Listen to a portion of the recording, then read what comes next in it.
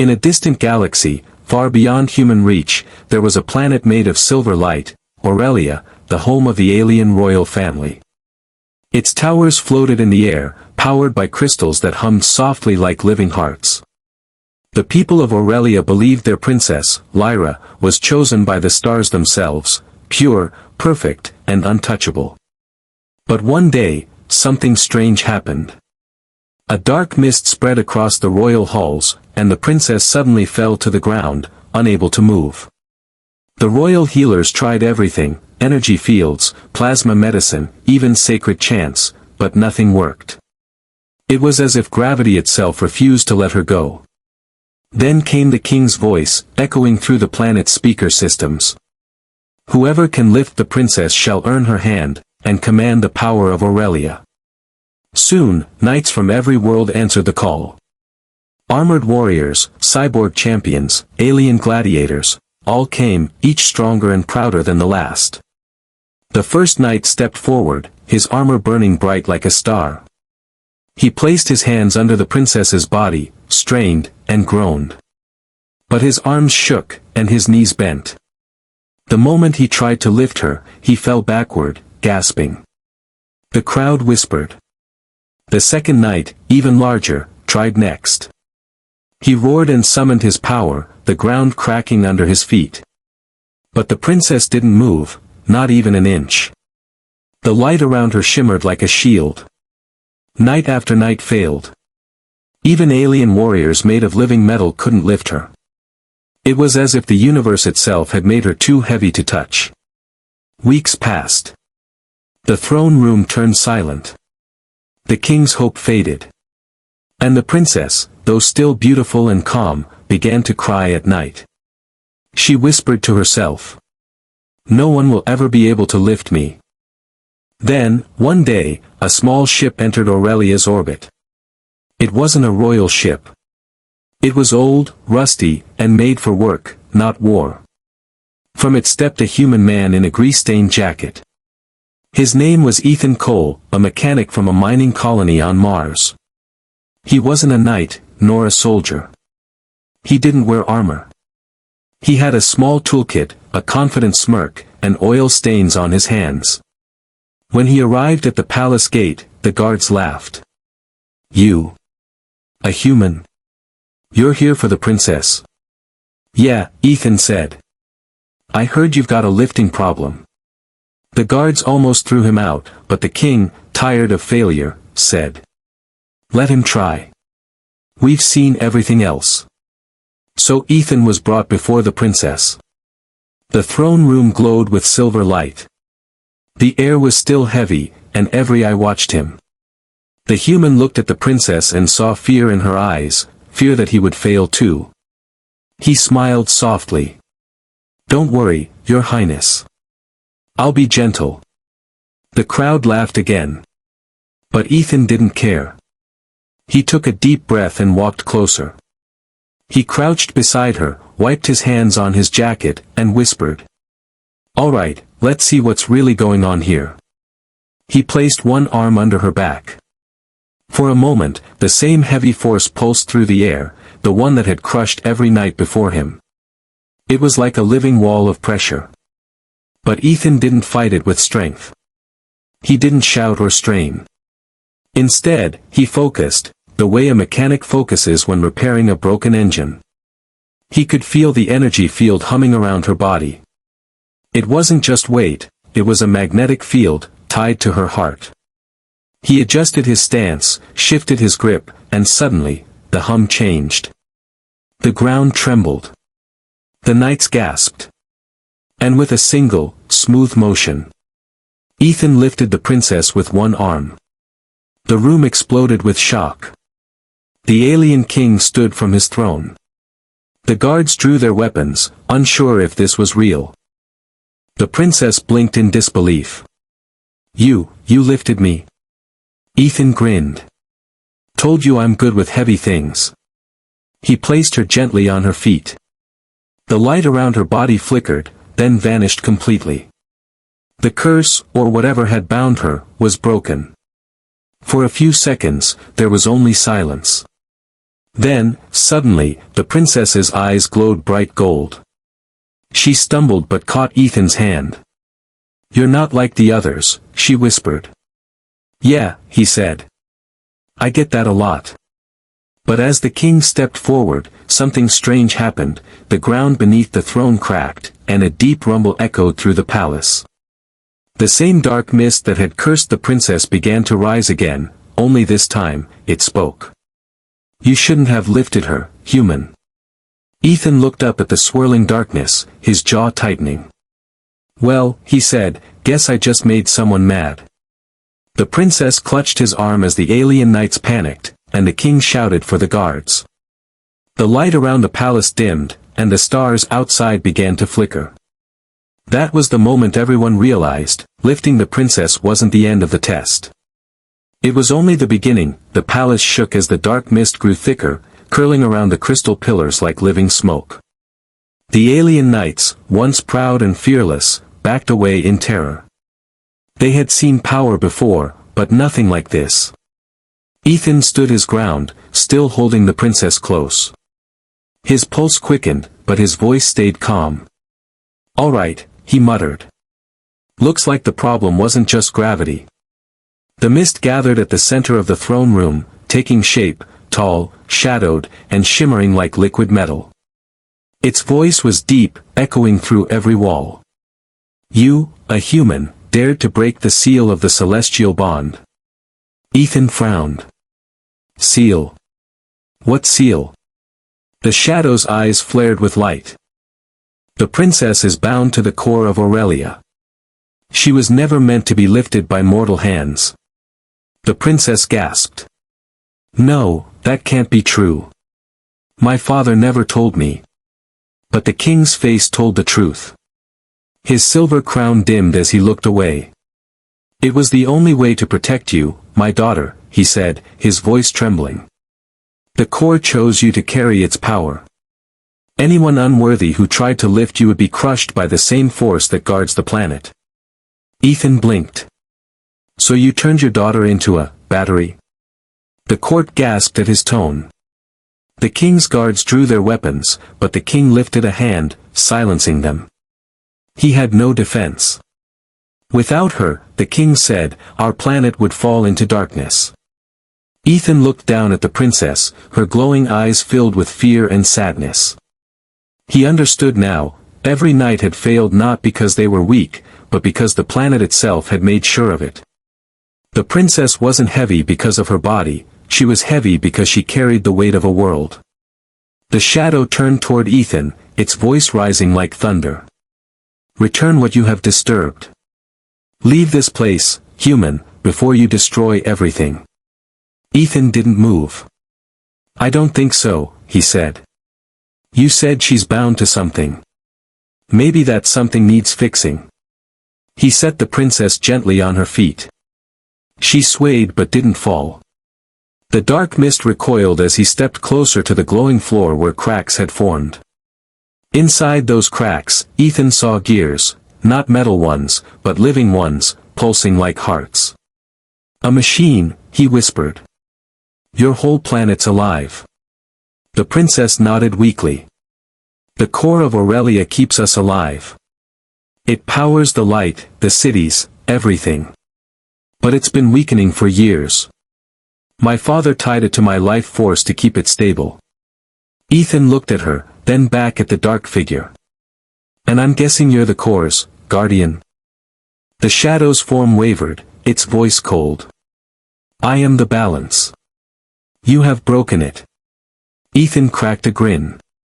"Then let's fix it." He opened his tool bag, a strange thing to do in front of a being made of cosmic energy, but that was just Ethan. He kneeled down, his eyes scanning the glowing cracks like he was inspecting an engine. The princess stared in disbelief. "You can't repair the core. It's older than our stars." "Yeah, well," Ethan said, pulling out a plasma wrench, "I've fixed things older than they should have been working." The shadow roared, sending waves of pressure through the air. Ethan was thrown back, crashing into a column. Sparks burst around him. But he stood up, spitting blood and grinning. Guess you don't like mechanics, huh? The princess ran to him, holding his arm. You'll die if you keep fighting it. Maybe, he said. But if I walk away, your whole planet dies with you. Not much of a choice, is it? She looked into his eyes, eyes that didn't hold fear, only determination. She had seen knights, heroes, warriors, all of them wanted glory. But this human? He only wanted to fix what was broken. Ethan turned back to the cracks. His hands glowed faintly as he worked, adjusting, twisting, and reconnecting the living gears. The shadow screamed louder, the palace trembling as if the planet itself was fighting him. You do not understand, human. She is the lock. You are opening the gate. Ethan gritted his teeth. Yeah, well, maybe the gate needs to be opened. The princess reached out, touching his shoulder. Her power surged through him, warm, bright, alive. The moment their energy connected, the dark mist screamed and split apart. The core beneath them shone with blinding white light. Every knight in the hall fell to their knees as the light swept through the planet. The floating towers stabilized. The skies cleared. The mist vanished. But the princess collapsed, her glow fading. Ethan caught her before she hit the ground. Hey, stay with me, he said. You're gonna be fine. She opened her eyes weakly. You freed me. But the core, it's unstable now. It needs a new balance. Ethan frowned. A new balance? The king stepped forward, his eyes wide with fear. She's right. Without her bond, the core will overload. Aurelia will collapse. The ground began to rumble again, the light in the walls flickering. Ethan looked around, no one moved. The knights were frozen in panic. Then Ethan sighed and smiled softly. Guess I'll have to do what I always do. The princess blinked. What are you doing? Finding another way. He placed his hand over the glowing floor, and the light shot up his arm. His body trembled, but he didn't pull away. The living gears below began to turn again, syncing with his heartbeat. The princess gasped. You're connecting yourself to the core. Just giving it a temporary power source, he said through gritted teeth. A human one. The entire room glowed gold. For a moment, the planet stabilized again. The earthquake stopped. The towers shone brighter than ever. But Ethan fell to his knees, his veins glowing. The princess screamed his name. And then, silence. When the light faded, Ethan lay still on the ground, his eyes closed. The princess knelt beside him, tears falling onto his face. Please, don't leave me now. The king stood frozen, watching the human who had done what no knight could. And in that stillness, a single pulse of light flickered in Ethan's chest, faint, but alive. The princess gasped. He's not gone, the core accepted him. Somewhere deep below the palace, the heart of Aurelia began to beat again, this time, to the rhythm of a human mechanic's heart. But far out in the dark of space, something else felt that pulse. Something ancient, and angry. The light in the throne room slowly dimmed, leaving behind a strange, peaceful silence. The air smelled of ozone and burnt metal. The palace floor, once cracked and glowing, now pulsed gently, steady and alive. The alien knights looked around in disbelief. For the first time in years, the core of Aurelia was stable. But at the center of it all, Ethan lay unconscious, his body faintly glowing with golden light. The princess held him tightly, refusing to let go. He saved us, she whispered, her voice trembling. He saved the planet. The king stepped forward, his expression heavy with guilt and awe. He knelt beside the human who had done what even the greatest knights couldn't. This man, connected himself to the core, the king said softly. He shouldn't be alive. But Ethan's chest still rose and fell. His heartbeat was slow but strong, and in the same rhythm, the entire palace pulsed. Every crystal, every wall, every beam of light seemed to move in time with him. It was as if the human mechanic had become part of the planet itself. Hours passed before Ethan opened his eyes. The first thing he saw was the princess leaning over him, her glowing blue eyes filled with relief. "You're awake," she said, smiling through tears. Ethan blinked, groaned, and rubbed his head. "Yeah. I think so. Though I feel like I got hit by a spaceship." He tried to stand, but when he moved, the ground beneath him shimmered. The light followed his motion, as though the planet was responding to him. The princess stared in shock. "You're connected to the core. It listens to you." Ethan frowned. "So I'm part machine now?" "Not machine," she said softly. "Part of Aurelia." Ethan looked at his hands. The skin on his palms was etched with faint glowing lines, like circuits made of light.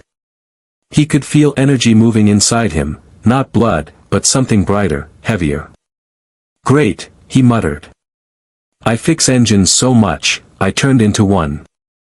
The princess laughed, the first time anyone had heard her laugh in years. But her smile faded when the palace trembled again. The king turned sharply toward the windows. Outside, the golden sky had begun to darken. Strange shadows stretched across the horizon. "What now?" Ethan asked. An advisor ran in, shouting breathlessly. "Your Majesty! Something is approaching from deep space, fast." The king's face paled. "The sentinels," he whispered.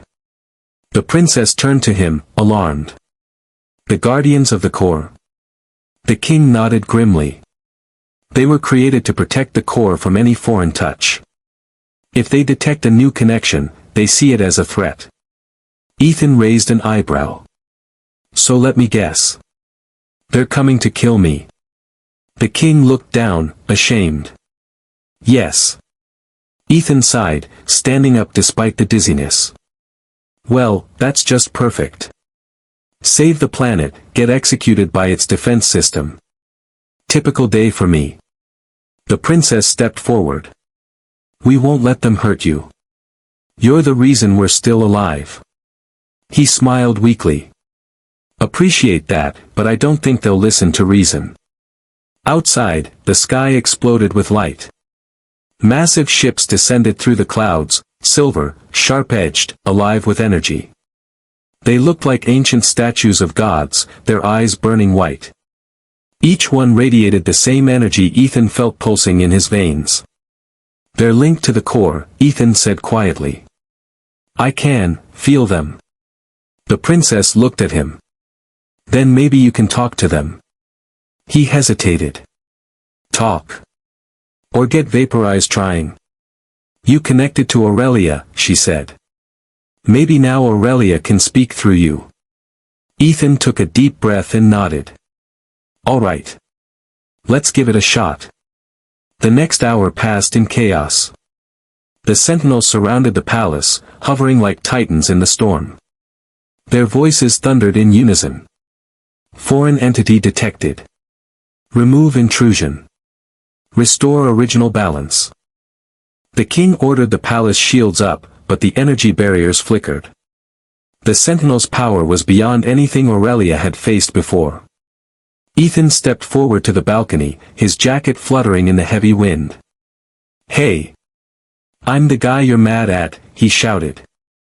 The sentinel's glowing eyes turned toward him. "Identify." Ethan took a step closer. "Name's Ethan Cole. Mechanic. Fixed your core." For a moment, there was silence. Then, the sentinel's lights flared brighter. "Unauthorized connection. Human link must be terminated." The princess grabbed his arm. "Ethan, stop. They'll destroy you." He shook his head. "No. They'll destroy Aurelia if I run." The sentinels began to charge their weapons, energy gathering in their hands. The palace walls cracked under the pressure. Ethan closed his eyes and focused. He could feel their power, the same frequency that pulsed through his body. Slowly, He raised his hand. The air shimmered with gold. If you can hear me, he said quietly, then listen. The core isn't broken. I fixed it. The balance isn't gone, it's just changed. The sentinels hesitated. Their lights flickered. Ethan took another breath, pushing his energy outward. The entire palace began to glow again. Aurelia isn't dying.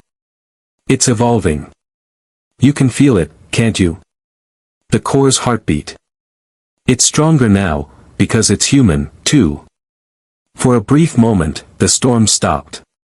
The sky turned calm, the sentinel's energy fading slightly. The princess watched in awe as the golden light spread across the planet, reaching the cities, the mountains, and even the stars above. Ethan's body glowed brighter, his voice echoing like thunder. I didn't take from Aurelia. I became part of it. The lead sentinel paused. Its eyes dimmed, scanning the human in silence. Then, in a deep, resonant tone, it spoke. New balance. Recognized. The energy faded completely. One by one, the sentinels lowered their weapons and began to rise back into the clouds, their forms fading into the golden sky. The princess exhaled in relief and turned to Ethan, but he had fallen to his knees again, the light from his body flickering. Ethan, she cried, running to him. He smiled weakly. Guess, saving planets takes more energy than I thought.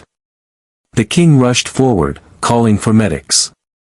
But before they could move, the princess held Ethan's face gently. You're not just a mechanic anymore, she said softly. You're Aurelia's heart. Ethan looked at her, his eyes glowing faintly gold. Yeah, well, hearts can still break. He fainted in her arms as the palace lights dimmed again. Far beyond the stars, something ancient stirred, a darker force that had been waiting for centuries. It had felt the change. It had felt the human heartbeat inside Aurelia. And it whispered, from the void between galaxies. So, the human touched the core. The real war was about to begin. In the days that followed the Sentinel's retreat, Aurelia began to heal. The silver skies brightened once again, and the floating towers rose higher, shining like diamonds suspended in the heavens. The people rejoiced, their princess was free, their core was stable, and peace had returned. But deep beneath the surface, in the silent chambers of the planet's heart, something had changed. The core no longer pulsed with its usual rhythm. It now beat in perfect harmony with Ethan's heartbeat. Every flicker of his pulse sent a wave of light through the entire world, a world that now shared its soul with a human. Ethan didn't know it yet, but he had become the living core of Aurelia. He woke days later in the Royal Medical Wing, surrounded by soft blue light and the hum of alien technology. The princess was by his side, her hand resting gently on his. You've been asleep for 3 days, she said softly. Your body was adjusting. Ethan groaned, sitting up slowly. Adjusting to what? Glowing in the dark. She smiled faintly. You're more than glowing. You're connected to every part of Aurelia now. When you dream, the planet dreams too. Ethan blinked, rubbing his temples. That sounds like way too much responsibility for a guy who can barely fix a toaster before breakfast. The princess giggled, but her laughter quickly faded as the lights in the room flickered. The air shifted, cold, heavy, almost alive. The king entered, his face tense. Behind him, his royal guards carried strange devices, scanners that pulsed red.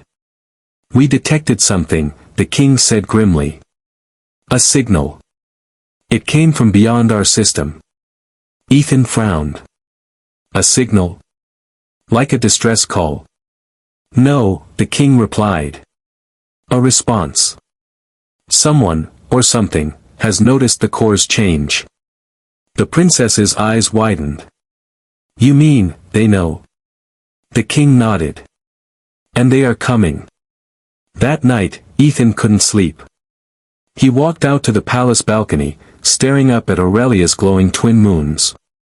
The stars shimmered in patterns he didn't recognize, and for a moment, he thought one of them blinked. Then he heard it. A voice, deep, distorted, but clear, echoing inside his mind.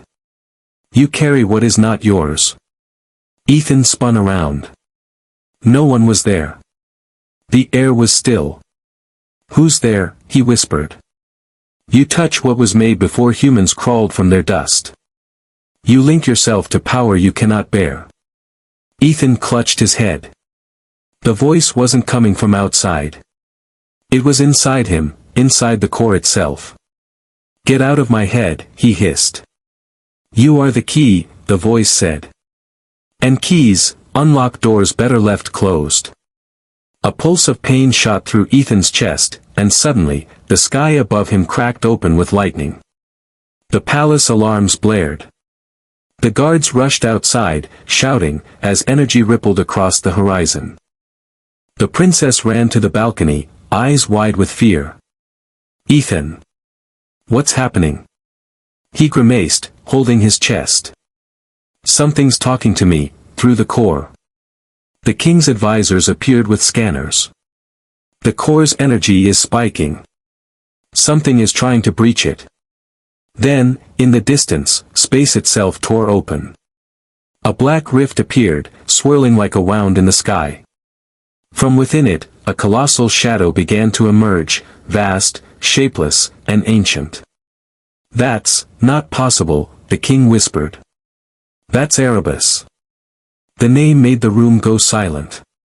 Even the princess turned pale. Who is Erebus? Ethan asked, his voice shaking slightly. The king's face hardened. The first being who tried to steal the core of Aurelia. Before the dawn of our civilization, Erebus sought to control every living energy in the galaxy. The gods sealed him beyond the stars, but now. Ethan finished the sentence for him. Now he knows I exist. The rift widened, and from it, a storm of black lightning spread across space. Every sensor on Aurelia went wild. The towers flickered, the floating cities trembled, and the core beneath the planet began to pulse faster, as if afraid. He's calling to it, Ethan said quietly. He's calling to me. The princess grabbed his hand. You can resist him. You're stronger than he is. But Ethan shook his head. No, he's not trying to control me. He's testing me. Testing, the king repeated. Yeah, Ethan said, his voice steadying. He wants to see if I can handle the power he couldn't. If I fail, the core breaks, and Aurelia dies. A silence fell over the room. Then Ethan stood tall, the golden lines on his arms beginning to glow again. I need to go to the core chamber, he said. The king's eyes widened. You can't. If you enter while the core is unstable, your body could disintegrate. Ethan smirked. Wouldn't be the first time I've almost exploded on the job.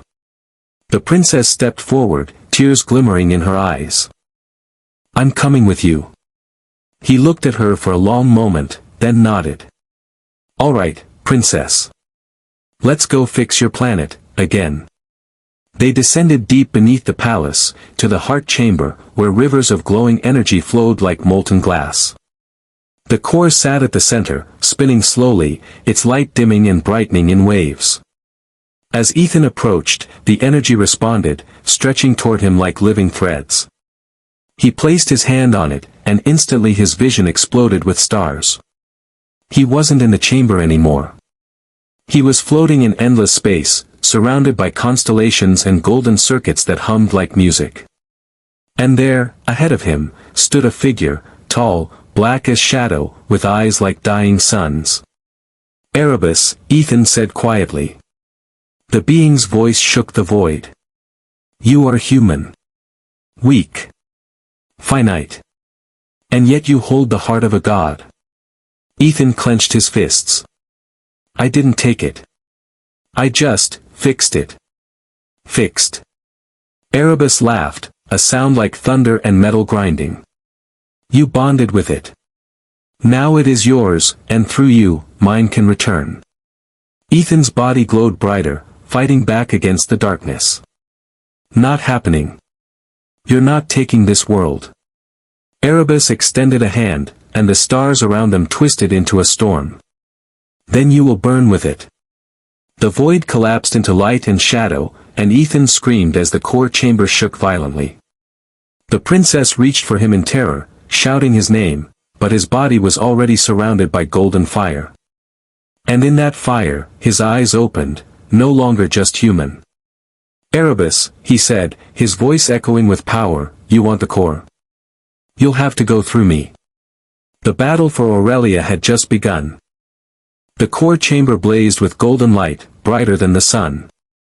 Energy waves rippled through the entire palace as Ethan stood suspended in midair, his body glowing like living metal. The air crackled. The princess shielded her eyes as tendrils of light and shadow fought in the air above the core, Ethan versus Erebus. The galaxy itself seemed to shudder under their clash. Ethan's voice echoed through the chamber, steady and fierce. You want power, Erebus? Come take it. The shadow's laughter filled the void. You don't understand what you hold, human. That heart you carry, it was once mine. Ethan frowned. Then you really should have taken better care of it. In a flash, Erebus appeared before him, a colossal figure of darkness made of swirling cosmic dust and burning eyes. His form towered over Ethan, his voice like the sound of collapsing stars. I am the first flame of creation. The core was my gift to the cosmos. And you, a child of rust and bone, dare to wield it? Ethan clenched his fists. Guess the universe ran out of gods and had to call a mechanic. With that, he launched forward. Light exploded from his hands, striking Erebus with raw golden energy. The blast tore through the darkness, shaking the entire chamber. For a brief moment, the shadow cracked, and through the rift, Ethan saw something horrifying. Inside Erebus wasn't flesh or bone, it was a void full of screaming stars. Erebus roared in pain and rage. He swung an arm the size of a mountain, slamming Ethan into the energy field. The chamber walls cracked, and the princess screamed his name. Ethan. He groaned, forcing himself up. His golden veins pulsed brighter, his eyes burning like miniature suns. The core's power coursed through him, wild and alive. You can hit harder than that, he muttered, spitting blood. Erebus's voice thundered again. You cannot win. Every pulse of the core brings you closer to collapse. You are mortal. The core will consume you. Ethan smirked, even as his body trembled from the energy overload. You keep talking like that, but here's the thing, mortals build things. We fix what gods break. He raised his hands, and golden energy surged outward in shockwaves. The chamber erupted in light so bright the knights above ground could see it from the sky. The princess watched in awe and terror. She could feel his energy flowing into the core, his life force holding the planet together. Every time he struck Erebus, the core pulsed faster. The planet itself was fighting beside him. Erebus tried to crush him with a wave of shadow, but Ethan raised both arms. The core responded instantly, forming a radiant shield of energy. The shadows slammed into it and scattered like dust. How? Erebus thundered. No being can command the core without losing themselves. Guess you've never met a stubborn human before, Ethan shot back. He charged forward again, striking the god with a burst of blinding light. The explosion shattered the illusion of the void, revealing a swirling realm of memories. Ethan suddenly saw flashes, visions from before time. He saw Erebus, once bright and noble, crafting the first cores to give life to galaxies. He saw him betrayed by his own creations, sealed away when his power grew too great. And he saw the core of Aurelia, the last fragment of his heart, locked away to fuel the planet's light. Ethan staggered as the truth hit him. You didn't just make the core. You were the core. Erebus's voice softened, almost sorrowful. I gave my heart to creation. And creation chained it. Now I will take it back. Ethan hesitated, but only for a moment. I get it, he said. But taking it back means killing everything. That's not creation. That's just revenge. Erebus's fury returned tenfold. Then you will die with them. He unleashed a storm of shadow, engulfing Ethan completely. The chamber quaked, the palace above began to crumble. The princess fell to her knees, clutching the floor as the ground split apart. No, she screamed. Ethan. Then, silence. The shadows cleared, and Erebus loomed triumphant, until a single spark of gold glowed in the darkness. It grew, brighter, stronger, unstoppable. Ethan rose again, surrounded by a blazing aura of golden fire. His eyes burned pure white. The core's energy surged through him, no longer resisting, but accepting him. You're right, Ethan said calmly. I am mortal. But that's what makes me dangerous. Erebus stepped back, uncertain. Mortals don't cling to power, Ethan continued. We earn it. We fall, we learn, we build again. That's what creation really is, not control, but choice. The princess felt tears in her eyes as his voice echoed through the chamber. Ethan raised his hand, summoning the full light of the core. The energy took shape, a blazing spear made of pure creation. He hurled it straight into Erebus's chest. The god screamed as light pierced through his darkness. His form cracked apart, the stars within him scattering into the void. This isn't the end, Erebus growled. You think you've won, human, but the core is eternal. One day, it will consume you too. Ethan smirked weakly, his golden glow fading. Yeah, maybe. But not today. The light burst outward in a final explosion that shook the entire planet. When the glow faded, the core chamber was silent. The black rift in the sky had vanished. The stars shone again. The princess rushed forward, tears streaming down her face. Ethan lay on the ground, half conscious, his light fading but his chest still rising. She knelt beside him, whispering, You did it, you saved us again. He smiled faintly. Told you. I'm good with broken things. She laughed through her tears, holding him close. The king entered moments later, looking at the scene, the quiet chamber, the glowing core, the human lying at its center. He didn't just save Aurelia, the king said quietly. He became part of it. The princess nodded, brushing Ethan's hair from his face. Then Aurelia will never forget his name. But even as peace returned to the world, far beyond the stars, fragments of Erebus's shattered form drifted silently through space, glowing faintly with the remnants of his dark power. And in the cold of the void, one fragment pulsed once. Erebus was not gone.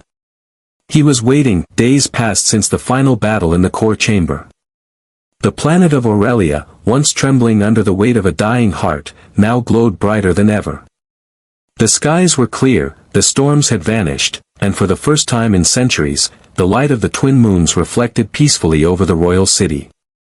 But deep within the palace, in a quiet room filled with soft blue light, Ethan lay recovering. He looked different now. The strange golden glow that had once consumed his body had faded, but thin lines of light still shimmered beneath his skin, pulsing softly, like the rhythm of the core itself. His breaths were slow but steady. The princess sat beside him every day. Her name was Lyra, and though she had seen countless knights fall in her defense, she had never seen anyone like this human mechanic who had changed her entire world. Sometimes, she would whisper, You're not from this world, yet you saved it. She didn't expect an answer. Ethan slept, caught between dreams and memories. Inside his mind, however, Ethan wasn't sleeping. He was floating. He drifted in a space of golden mist and starlight, endless and silent. And within that silence, a voice spoke. Still alive, human. Ethan turned. A figure of light and shadow stood before him, Erebus. But he wasn't towering or monstrous anymore. He looked fractured. Like a spirit broken into shards, barely holding shape. I thought I destroyed you, Ethan said quietly. You destroyed what I was, Erebus replied. But a god's essence can't be erased. It only changes form, and you, human, have become my new vessel. Ethan clenched his fists. Not happening. It already has, Erebus said, his voice echoing. You feel it, don't you? The fire inside your veins. That isn't just the core's power, it's me. You merged with the heart when you struck me down. Ethan's jaw tightened. He remembered the moment, the light, the spear, the explosion. He had absorbed more than power that day. He had taken part of Erebus into himself. So what now? He asked. You try to take over my body. Erebus smiled faintly. I don't need to. Every time you use the core's power, you feed me. And one day, when you're weak, I will rise again, through you. The world around them began to tremble. Ethan's dream started to fade. You can't control me, Ethan said firmly. I fixed engines built by alien gods. I'll figure out how to fix you, too. You can't fix what was never broken, Erebus whispered, fading into darkness. You can only delay the inevitable. Ethan gasped awake. Lyra leaned forward instantly. Ethan. You're awake. He blinked, his heart pounding. The ceiling above him shimmered faintly with gold lines, like the patterns inside the core chamber. He groaned and sat up. How long was I out? 5 days, Lyra said softly. The healers said your body was changing. You're not entirely human anymore. He flexed his fingers. The golden veins under his skin pulsed faintly, matching the rhythm of the core far below the palace. He could feel it, like a second heartbeat. Great, he muttered. I'm part engine now. Lyra smiled, but her eyes showed worry. The core is stable because of you.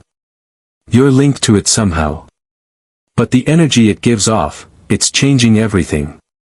Ethan frowned. Everything? She nodded. The planet's energy fields, our weather patterns, even me. Ethan looked up. You. Lyra hesitated, then raised her hand. Tiny sparks of golden light danced from her fingertips. I think I absorbed part of it too. When I touched you in the core chamber. Ethan's face softened. Guess we're both glowing now. They shared a small laugh, but beneath it, they both felt something else, fear. Something unseen was stirring again. That night, as the palace slept, Lyra stood on her balcony overlooking the city. The lights of Aurelia shimmered like stars on the horizon. But when she closed her eyes, she saw something else, flashes of shadow, whispers calling her name. Lyra. She turned sharply. Who's there? Silence. Then, a faint reflection in the glass behind her. A shadowy figure standing where none should be.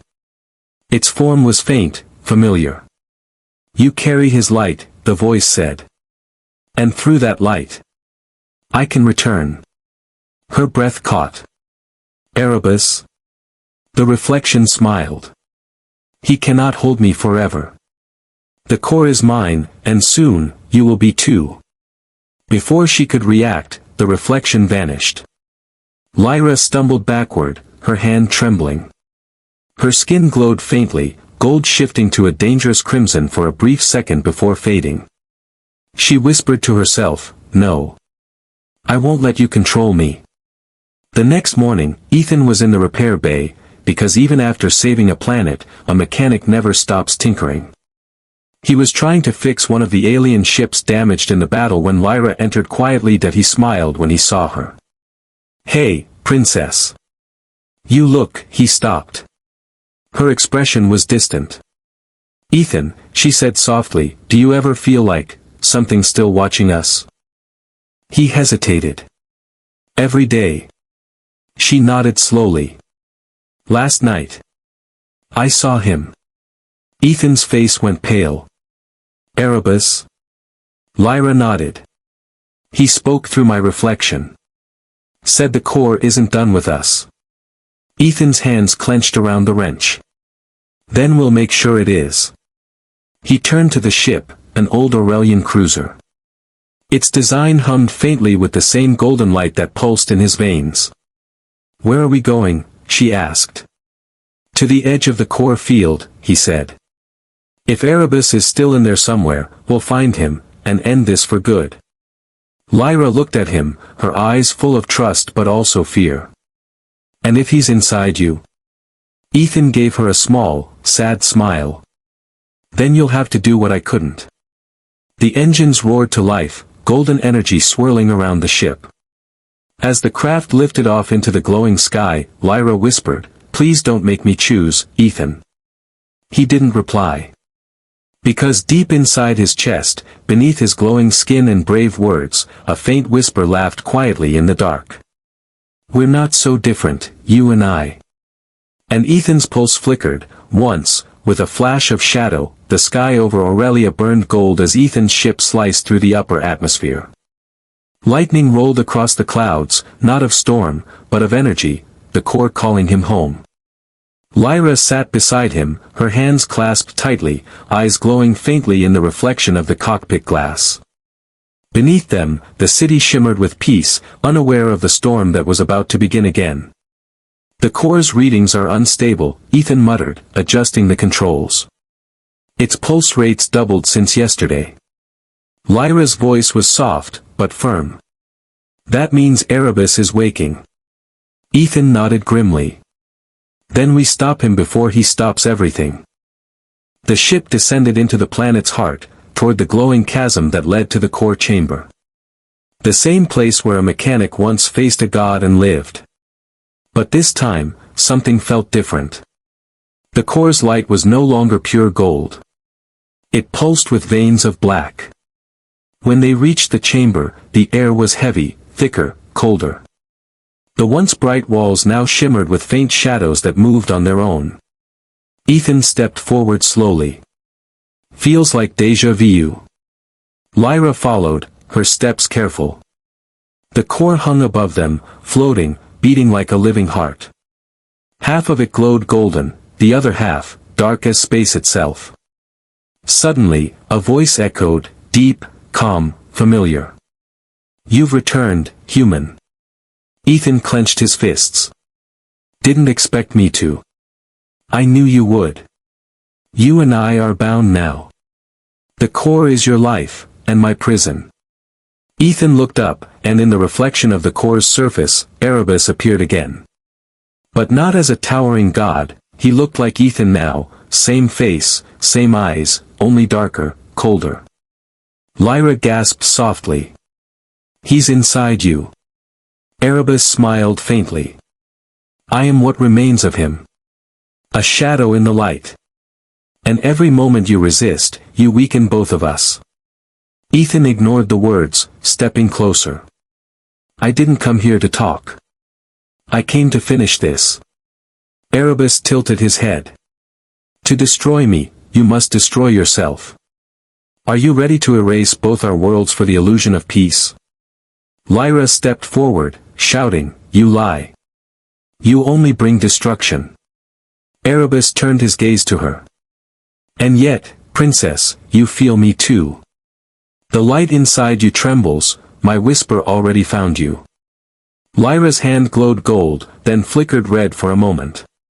She gasped, falling to her knees as pain shot through her body. Lyra. Ethan ran to her, holding her as she trembled. Her voice broke. He's right. I can feel him, inside me too.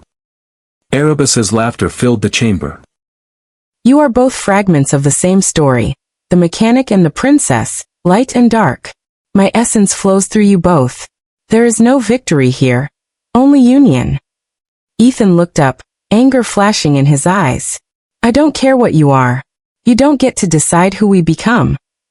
He stood, the golden veins in his arms glowing brighter than ever.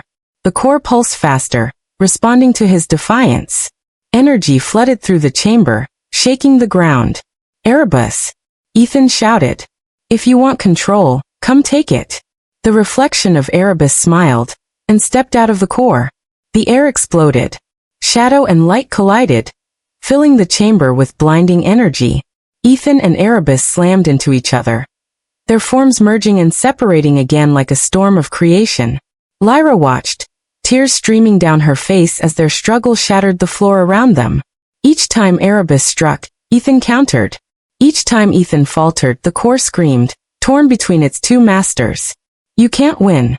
Erebus roared. You are me. Then I'll destroy us both. Ethan yelled. He grabbed Erebus by the throat, light blazing from his eyes. The core behind them pulsed faster, unstable, cracks forming along its surface. Lyra realized what he was about to do. Ethan, no. If you destroy the core, the planet will die.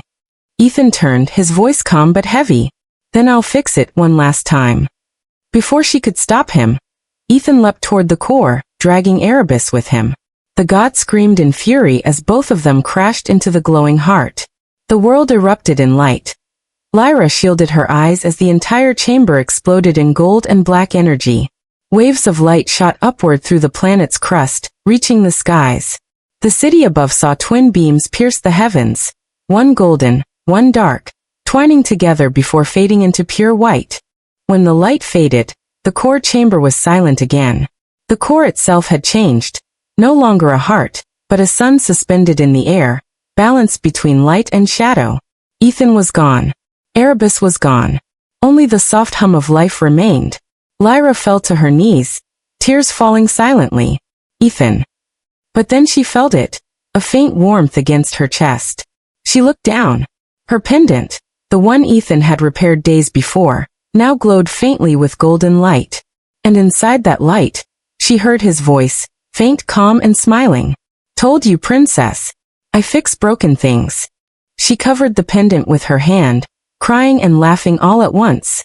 The core's new light bathed the room, peaceful and eternal. Years later, Aurelia thrived. The planet's light never dimmed again. The people told stories of a human mechanic who carried a princess with one arm, and a world with the other. Lyra ruled as queen, wise and strong, her eyes always shining faintly with golden light. Every night, she would walk to the core chamber, now called the heart of Ethan, and place her hand on the glowing sphere. You still watching over us? She would whisper. And sometimes, just sometimes, the core would pulse once in reply. Far away, beyond galaxies, fragments of shadow drifted through the void. But unlike before, they didn't twist or grow. They shimmered faintly balanced. Erebus's voice whispered into eternity, not in rage this time, but in quiet acceptance. Light and dark, one cannot live without the other. And somewhere deep within the core, the mechanic who had once carried a princess smiled in his eternal sleep, guarding her world forever.